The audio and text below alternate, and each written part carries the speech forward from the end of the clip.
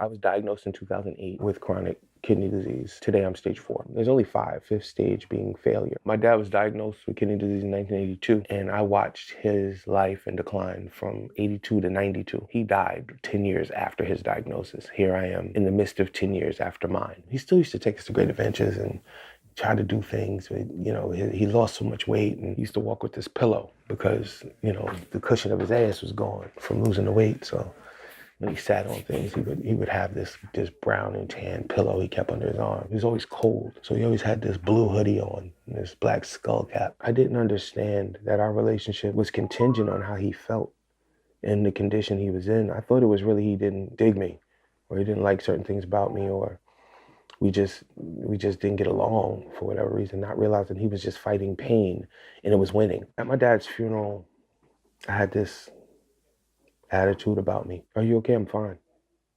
Are you right? I'm fine. Let it out. It's out. I felt like the only thing that changed is my mother's bed was made. When I was 21 years old, I had a dream. My bedroom was my parents' bedroom. To knock at the door, so I get up. She never wakes up. Her back is to me. Throw something on and go answer the door, and it's my dad at the door. Like, where have you been? He's like, I had to leave, but I've been watching you and just wanted to check on you. Are you all right? I'm like, yeah. Can I come in? So I let him come in, and he sits on the bed next to me, catching up. And how are you doing? How are the kids? Kids look great. I'm proud of you. And she's gorgeous. He looked over at her, and she's gorgeous. And don't mess that up. Keep her close to you. The children are beautiful. Sorry I didn't get to meet them, but I'm watching. And then abruptly I have to go. But I just wanted to check on you and let you know I love you. And then he hugged me, and it felt so real and vivid.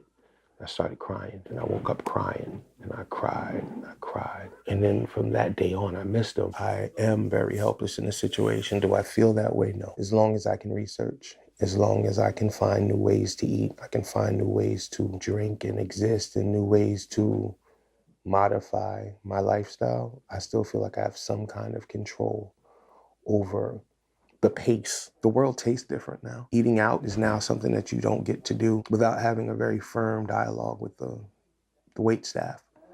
And then even then, you can't really prove that they listened until it's too late. Water intake, exercise, things to try to counter your blood pressure scenarios, pre-diabetic scenarios that come along with it as well, because now your chemical balances are off because your kidney controls a lot of the chemical balances in your body. Then you start to notice swellings because your body, from potassium levels, is retaining water, shortness of breath, because the red blood cells in your situation isn't carrying and producing as much oxygen, compromises in your immune disposition. So of course that makes you susceptible to all other kind of parallels and peripherals. So it's a tricky space. Late 4, early 5. If you're eligible, they put you on a transplant list. Now, you have to be eligible stress-wise. You have to take a stress test, cardio test. You go in to the transplant center that you choose. You watch this 45-minute video on the whole process, the donor process, the recipient process, the risks,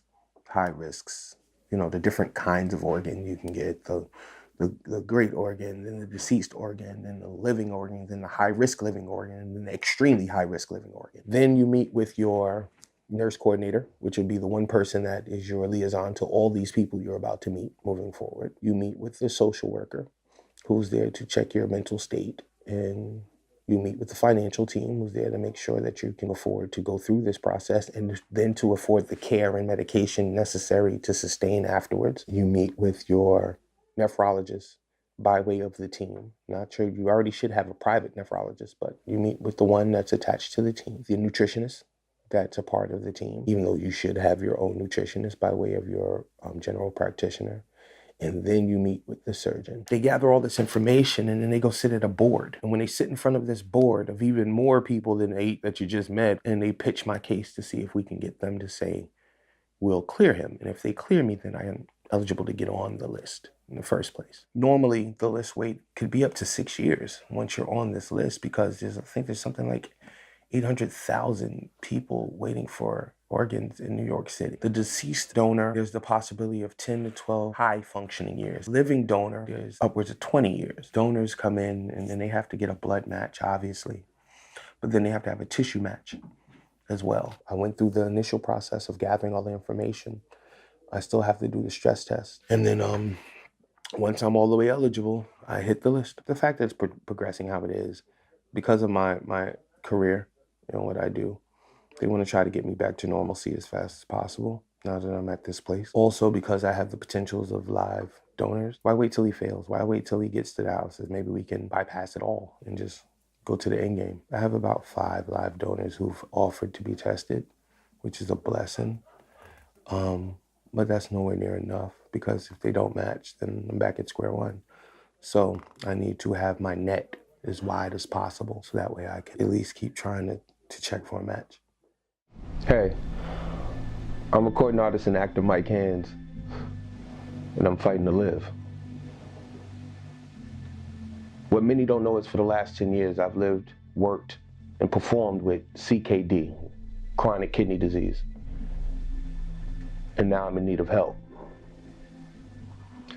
If you're interested in being a living donor, you can contact the Living Donor Hotline at 212-263-3621. Or you can email NYUTR livingdonor@nyumc.org.